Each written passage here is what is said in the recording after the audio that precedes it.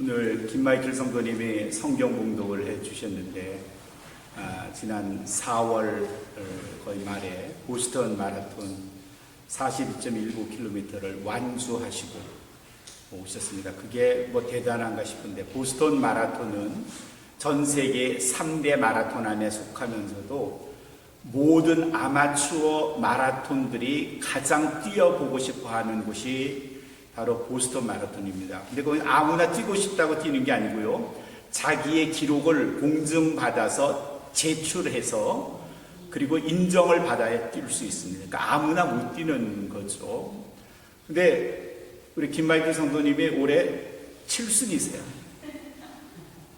7순에 42.19뿐만 아니라 여러분 아시는 대로 매년 2차례 3차례 하와이까지 가서 롱비치, 가깝게 롱비치 LA에서 마라톤을 뛰세요. 그게 보통 어려운 일이 아니죠. 인간의 수명이 늘어나면서 건강도 아울러 좋아졌습니다. 굉장히 좋아졌죠. 성경에 등장하는 인간의 수명을 제가 좀 이렇게 서치를 해봤는데, 스터디를 했는데, 성경에는 아담부터 시작해서 무두셀라, 그 다음에 그 아들 라멕까지가 8대인데 그 당시에 살았던 사람들의 나이가 800살에서 969세까지예요. 무두셀라가 969세로 가장 장수한 사람으로 기록이 되어 있죠. 그리고 무두셀라의 아들 라멕까지가 그렇게 살았고 800에서 969세고, 라멕의 아들이 노아였습니다. 노아 시대에 일어났던 큰일이 뭐였죠? 홍수였습니다. 플러드였습니다. 그때 하늘이 뚫리고 그래서 그랬는지 노아 이후에 급격하게 인간의 수명이 줄었습니다. 그래서 노아부터 아브라함까지 사이의 사람들은 대체로 200살에서 600살 사이를 살았어요. 그리고 아브라함에서부터 모세, 출애굽기에 이제 등장하는 모세까지는 100세에서 200세까지 산 겁니다. 지금 이 상황을 보면 969세까지 인간이 살긴 했는데 그 다음부터 쭉 평균 수명이 떨어져서 모세 시대에는 100세에서 200 시대에 사람이 수명을 누렸다. 그런데 시편 90편 10절에 보면 이런 기록이 있어요. 우리의 연수가 70이요 강건하면 80이라. 그런 말씀이 있어서 아마도 시편 그 말씀이 쓰여졌던 시기에는 70 정도 혹은 강건하면 80까지 살았던 것으로 추측이 돼요. 그러면 그 인간의 수명이 그 7, 80에서 계속 머물러 있었느냐? 아니요, 그렇지 않아요. 그 다음에 인간의 수명이 계속 떨어져서 중세 시대에는 30세에서 40세까지로 떨어졌습니다. 인간의 수명이 40세에 살면은 다 산 거였다는 거죠. 그래서 그 시대에는 조혼이 아주 유행했었습니다. 10대에 이미 장가가고 시집가서 애를 낳아야 해서, 이유는 인간의 수명이 그만큼 짧기 때문이에요. 그래서 빨리 결혼해서 아이를 가져야 했었습니다. 14세기 1300년대에는 유럽에 흑사병이 일었었죠. 그 흑사병이 유럽에 불어닥쳐서 적어도 7,500만 명에서 2억 명의 인구가 흑사병으로 죽었다고 기록이 되어 있습니다. 유럽 인구의 40% 정도가 죽은 거예요. 10명이 한 가족이었다면 그 중에 4명은 흑사병으로 죽은 겁니다. 중세시대에는 이렇게 병으로 인해서, 굶주림으로 인해서, 그리고 전쟁으로 인해서 이 3가지 요인이 인간의 수명을 급속하게 줄였습니다. 지금 20세기, 21세기에는 어떨까요? 20세기 후반부 세계제 2차전이 끝난 다음부터 인간의 의학 수준이 굉장히 높아졌습니다. 게다가 영양관리라는 측면에서 고단백질의 좋은 음식들을 먹기 시작했고요. 좋은 약들이 나와서 인간의 건강이 그 전과는 비교할 수 없을 정도로 좋아진 시대에 살고 있습니다. 그래서 인간은 그 구약 그 시대를 제외하고는 유례 없이 높은 평균 수명을 지니면서 누리면서 살고 있습니다. 그 말을 다른 말로 하면요, 이전과는 아주 다르게 결혼한 부부들이 과거에는 금혼식 50주년이죠. 만 해도 굉장히 축하를 받고 그리고 자랑할 만한 일이었는데 요즘엔 뭐 금혼식이 흔해요. 제가 알기로는 우리 이정석 권사님도 올해가 40주년인 걸로 알고 있는데 저희가 내년이 40주년이거든요.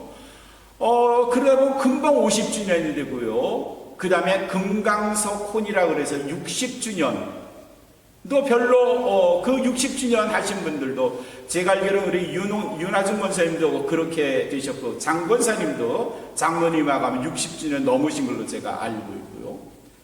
그렇게 부부가 오래 사는 게 이제 흔하게 됐어요. 근데 현대시대에 와서 부부가 같이 살면서 60년 그 다음에 70년까지 같이 살면은 그 70년을 같이 살 수 있을까? 이런 의문, 그리고 이게 사회적 문제가 점점 대두되기 시작해요. 그래서 생겨난 새로운 언어가 황혼, 이혼이라는 말이에요. 야, 어떻게 한 여자하고 혹은 한 남자하고 50년을 살아? 어떻게 60년을 살지? 그 말은 지겹다는 뜻보다는 60년 살기에는 맞춰가기가 너무 힘들다, 뭐 그런 뜻도 내포되어 있는 것으로 여겨집니다. 5월 둘째 주일부터 시작해서 창세기 24장을 쭉 봤고 지난 주일에 리브가와 이삭의 사랑에 대해서 우리가 말씀을 나눠봤고 그래서 여러 가지 세 가지 형태의 중요한 부부의 관계가 있는데 그 중에 두 사람은 이삭과 리브가는 융합형 부부인 것으로 제가 말씀을 드렸고요. 그래서 융합형 부부는 서로 다른 남편과 아내가 만나서 살면서 서로를 융합해 가는, 양보할 건 양보하고 눈 감아줄 건 눈 감아주면서 맞추어 살는 가장 성서적이고 이상적인 부부의 형태라 말씀을 드렸어요. 오늘은 그 말씀의 마지막 결론에 해당되는 그래서 창세기 25장 27절부터 9절까지의 말씀을 28절까지의 말씀을 가지고 같이 생각해 보려고요. 이삭과 리브가 두 사람이 만나서 결혼을 했어요. 어렵게 결혼한 거죠. 1000km 떨어진 곳에서 살고 있던 사람들이 만나서 살면서 어떤 일이 벌어졌을까요? 늘 행복했을까요? 늘 기쁜 일이 있었을까요? 아니, 그렇진 않았어요. 이 부부에게 심각한 문제가 있었는데 그게 뭔가 하면 지난주에 살짝 끝에서 말씀을 드렸던 일이에요. 자식이 없었어요. 결혼 20년이 됐는데도 아이가 없었어요. 그게 굉장히 고통스러운 일이었을 거예요. 특별히 아내 리브가에게는 아이가 없다는 게 마치 자기 책임인 것으로 느낄 수밖에 없었던 거예요. 그래서 리브가가 고민하고 있었어요. 창세기 25장 오늘 말씀에 21절 앞에 있는 말씀에는 이런 내용이 기록되어 있어요. 이삭이 자기 아내 리브가가 잉태하지 못하는 것으로 인하여 괴로워한 것을 보고 그 하나님께 그 여자를 위해서 하나님께 간구하며 여호와께서 그 간구를 들으셨더라, 이렇게 기록이 되어 있어요.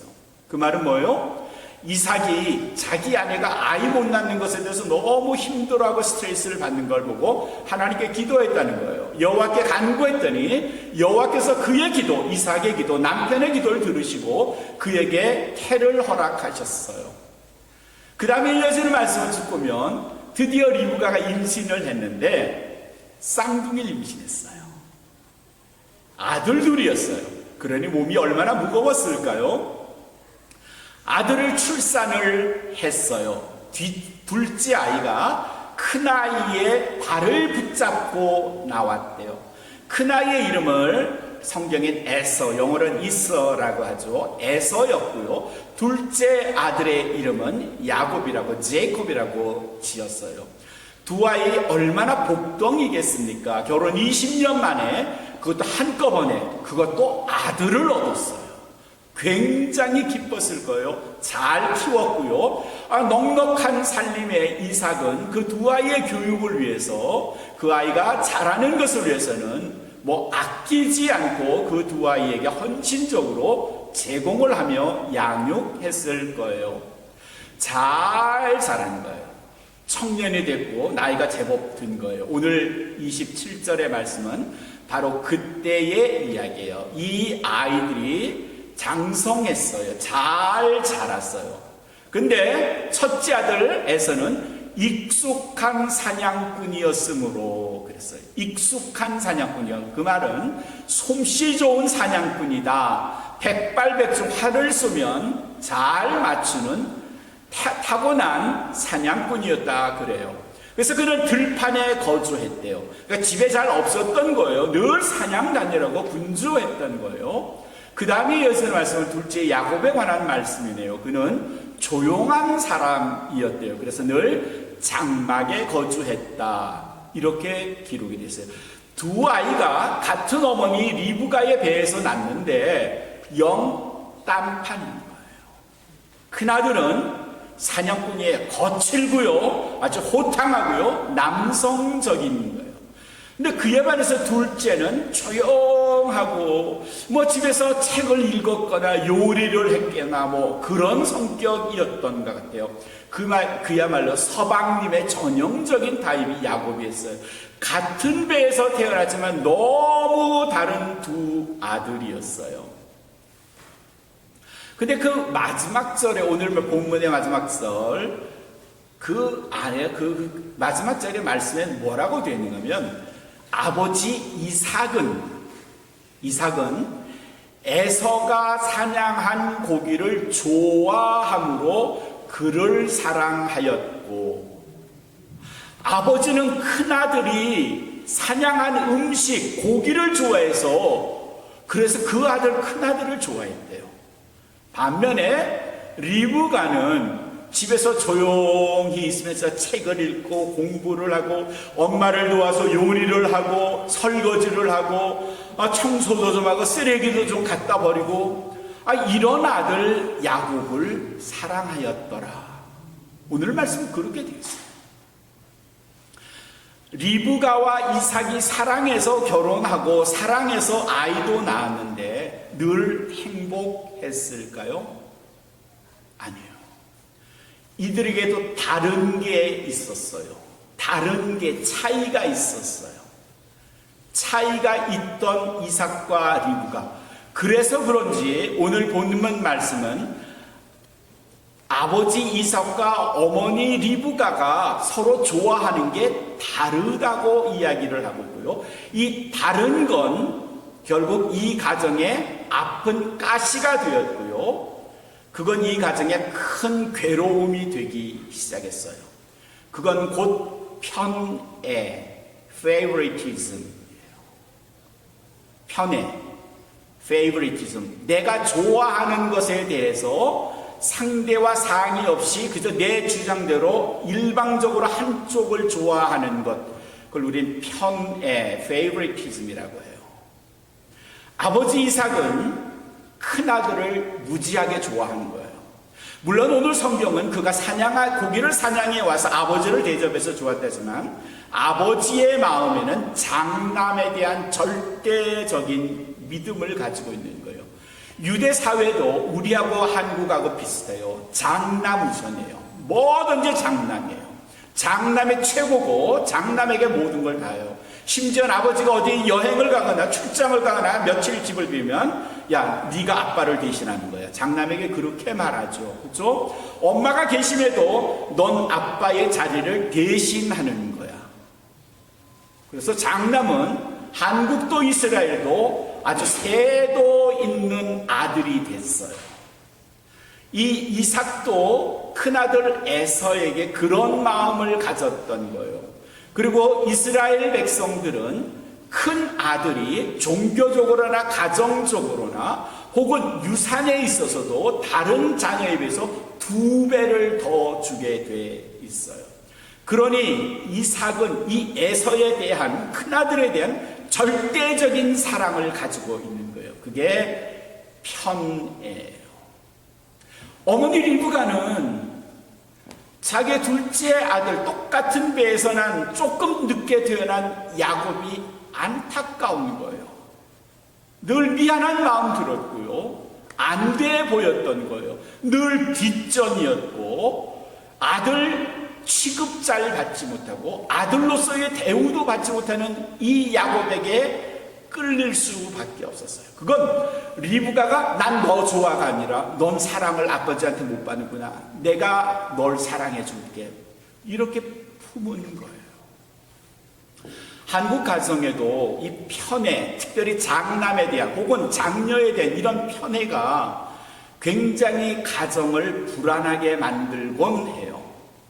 이런 편애, 자녀에 대한, 다른 사람에 대한 이 편애는 결국은 편애받지 못한 사람과 편애받는 사람을 거의 원수지간으로 만드는 첫 번째 길이에요. 이 편애는 내가 사랑한다고 말하지만 결국은 내가 사랑하지 못하는 사람과 내가 사랑하는 사람을 이간질시키는 일이고요. 이건 비극으로 치닫는 길의 첫 시작이에요. 편애가 없어야 돼요. 특별히 자녀 아니면 손주들에 대한 편애가 없어야 그 가정, 그 자손들이 편안해요. 내 후손들이, 내 자녀들이, 내 손주들이 편하게 해주려면 편애하면 안 돼요. 그건 결국은 가정을 파괴하는 일이에요. 이 편애가 어떤 일이 있었는지 아시죠? 아들 야곱과 에서가 결국은 아빠 엄마로부터 일방적인 편애적인 사랑을 받으니까 결국은 아들 야곱이 형을 속이고 아버지를 속이고 그리고 집을 도망칠 수밖에 없었어요. 자칫하면 형을 속인 죄로 얻어맞거나 활에 쏘이거나 죽을 수 있다는 생각을 한 어머니 리브가는 아들 야곱에게 너 빨리 내 친정 하란으로 도망가라. 그래서 아들을 내보내요. 물론 야곱이 잘못했죠. 눈이 어두운 아버지를 속여서 마치 자기가 에서처럼 굴었고요. 아버지가 주는 축복을 이 야곱이 고스란히 에서처럼, 형처럼 변장해서 그 축복을 다 받아 가로챈 거예요. 화가 난 에서가 동생을 찾았지만 이미 동생은 밧담 아람 지방의 하란이라는 곳으로 도망을 친 뒤였어요. 지난주에도 말씀드렸지만 1000km의 먼 거리를 야곱은 가야 했어요. 우리 엄마의 고향, 외삼촌 라반이 살고 있는 하란까지 가보지 못한 길을 가야 했어요. 그래서 야곱은 아버지와 어머니, 형과 이별하지 않은 이별을 20년 동안 해내야 됐어요. 생각해 보세요. 야곱이 20년 동안 1000km, 서울 부산이 450km거든요. 그거에 2배가 넘는 먼 길을 떠나져 있어요. 그게 수천 년 전의 일이에요. 야곱이 떨어져 있으면서 얼마나 엄마 생각을 많이 했겠어요. 얼마나 엄마 생각하면서 많이 울었겠어요. 그러면 야곱만 울었을까요? 아니에요. 리브가도 똑같이 울었을 거예요. 두 사람만 울었을까요? 아닐걸요. 아버지 이삭도 아무리 찾아도 없는 아들 야곱, 그에 대한 사랑도 물론 있어요. 형을 더 좋아하기는 했지만, 큰아들의 사랑이 더 크긴 했지만 여전히 둘째 아들의 사랑도 가지고 있었거든요. 이 가정이 결국은 한 아들의 헤어짐으로 비극적인 가정이 된 거예요. 슬퍼하는 가정이 된 거예요. 이삭과 리브가 두 사람이 서로 사랑해서 결혼했고, 그리고 서로 융합형 부부로서 살아가기는 했지만 분명히 다른 건 있었어요. 아버지는 큰아들을 좋아했고 어머니는 둘째 아들을 좋아했고, 사람이 사랑해서 결혼을 해도 혹은 서로 좋아해서 어떤 한 공동체가 되어도요, 모든 사람은 절대 같지 않습니다. 자라온 환경, 또 받아온 문화적 혜택, 영향 다 달라요. 남자, 여자를 지칭할 때 남자 색깔이 뭡니까? 남자 색깔은 뭘로 쓰죠, 보통? 파란색, 블루로 씁니다. 여자 색깔은 뭐예요? 보통 핑크로, 여자 색깔은 레드로 쓰죠. 붉은색. 우리 붉은색이 뭔지 모르겠으면 우리 이봉옥 권사님 색깔을 보시면 돼요. 근데 그거 아세요? 제가 어저께 찾아봤어요. 블루에는 색깔이 몇 개나 있나? 그랬더니 미술하는 사람이 블루의 색깔을 41가지를 써놨더라고요.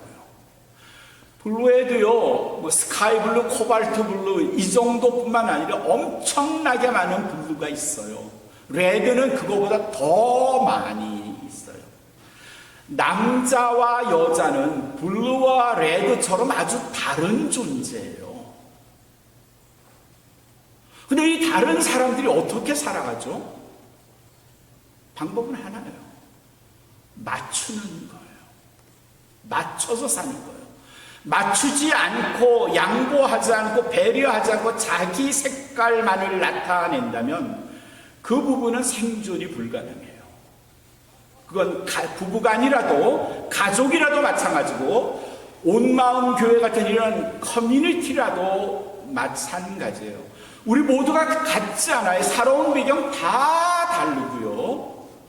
그런데 이렇게 한 공동체를 이룰 수 있는 것은 일반 상식선 안에서 우리가 같이 생활하면서 서로에 대한 충분한 배려를 가지고 있기에, 받아들이고 또 이해해주는 너그러운 마음을 가지고 있기에 우리는 기꺼이 주일날 예배가 되면요, 우리 조 권사님 피곤한 몸이라도 아침에 일어나서 음식을 해요. 우리 권사님들 생각하면서요. 저분들 헤어지면 나뉜 거 뻔히 알지만 우리는 한 공동체라는 생각을 가지고 있기 때문에 그걸 너그럽게 봐주고 이해하고 용납하는 거죠. 남자와 여자는 정말 달라요. 여행을 가겠다 생각을 하면요, 아마 여러분 아실 거예요. 남편이 싸는 물건들 보면요, 옷은 몇 가지 안 싸요. 뭐 별 이상한 것들 다 집어넣어요.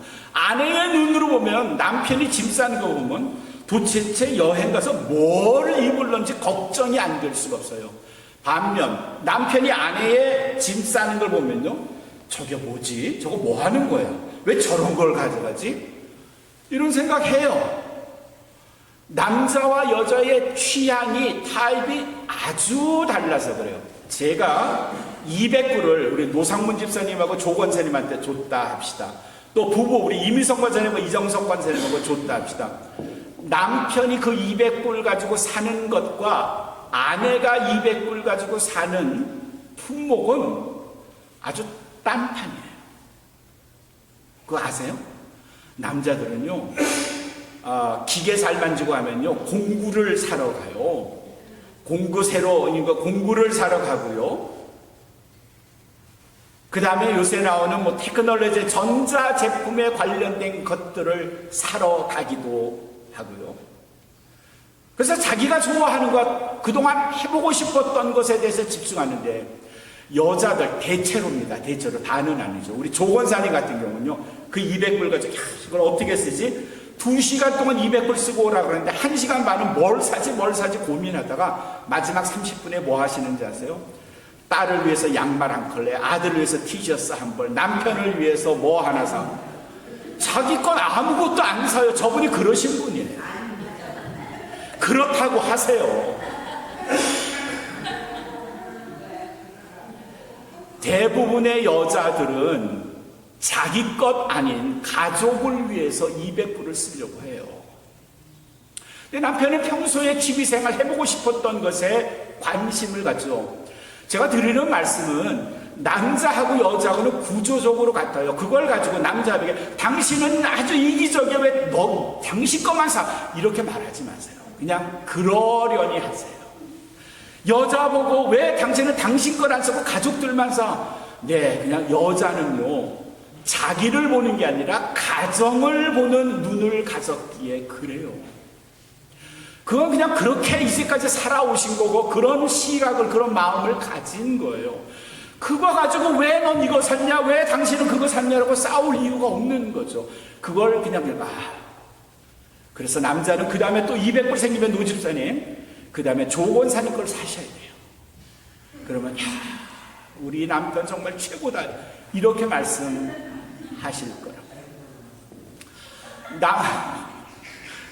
남자와 여자는 절대 같지 않아요. 물론 남자들끼리도 다른 면들이 많지만 부부는 서로 달라요. 근데 다른 사람들이 이제는 30년 살았고 40년 살았었다면 이제부터는 50년 살아야 되고 60년 살아야 되고 심지어 70년도 살아야 돼요. 결혼식이 지금 25년은 은혼식, 50년은 금혼식, 60년은 다이아몬드 이렇게 말하지만요, 70년 이제 결혼 70년 맞으시는 분도 있을걸요. 그 뭐라고 이름 붙이지? 그 다이아몬드보다 더 비싼 탄자나이트라는 다이아몬드가 있는데 그거는 보통의 다이아몬드보다 1000배가 더 비싸대요. 아마 결혼 70주년은 탄자나이트 혼 이런 식으로 이름을 붙여야 되지 않을까요? 아주 달라요.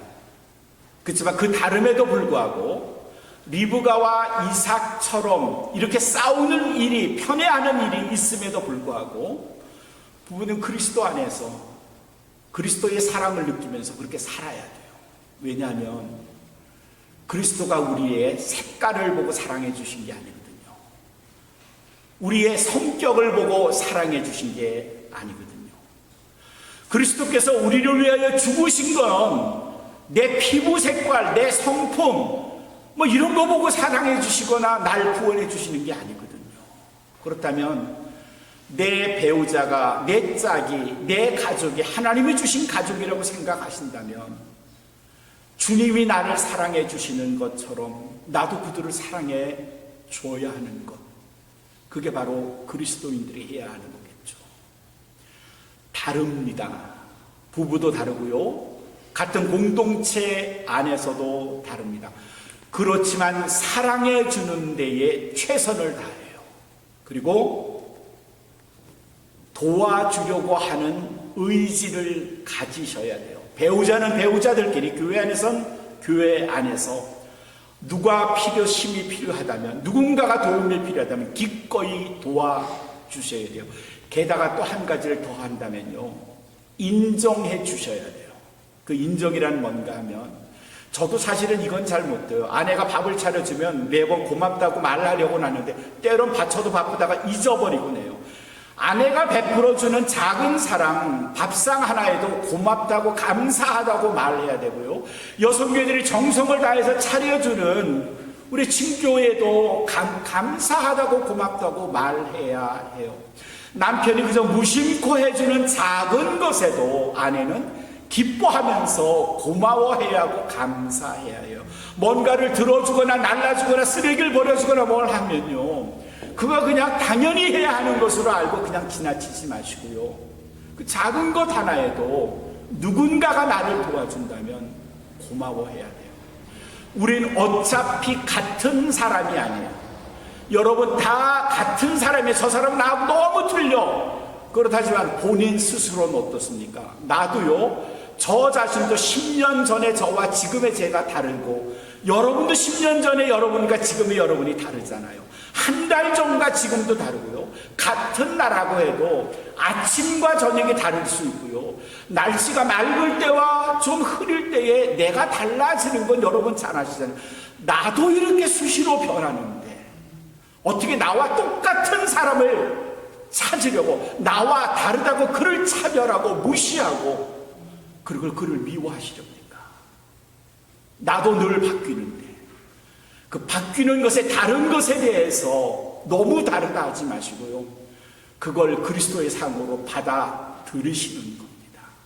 그래서 편애하지 않고요, 다른 것에 대해서 차별하지 않고요, 그저 하나님이 주신 짝 이련이 생각하고 서로 사랑하고 노력하고 그리고 서로에 대한 신뢰를 잊어버리지 않도록 산다면 하나님께서 우리를 귀히 여기셔서 여러분들을 귀히 여기셔서 아름다운 가정, 행복한 가정 그리고 열매를 많이 맺는 우리 온마음교회 만들어 주실 것으로 믿습니다. 그런 우리 교회 여러분